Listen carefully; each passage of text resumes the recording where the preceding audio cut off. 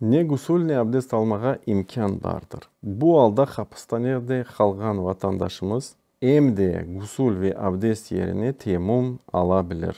Yani eğer mesela su soğuk olsa bile ve bunu kullansa ya da su olmasa hasta olabilir.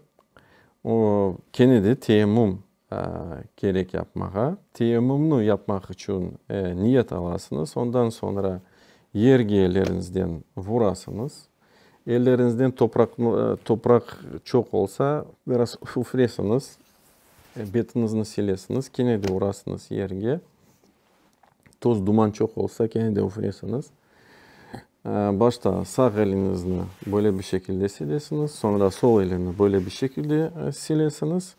Ve bu doğrudur. Namazını kılasınız. Eğer ortamda najas varsa ve böyle bir temiz yer yoksa teyemmüm bile kılmaysınız. Teyemmümsüz namazını kılasınız ve bu namaz doğrudur. Allah subhanahu teala bu namazını kabul eder inşallah. Çünkü Allah buyuruyor ki yuridullahu bikumul yusra ve la yuridu bikumul usra. Allah sizin için zorluk istemiyor.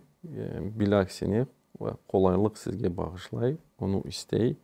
Vallahu Teala alem.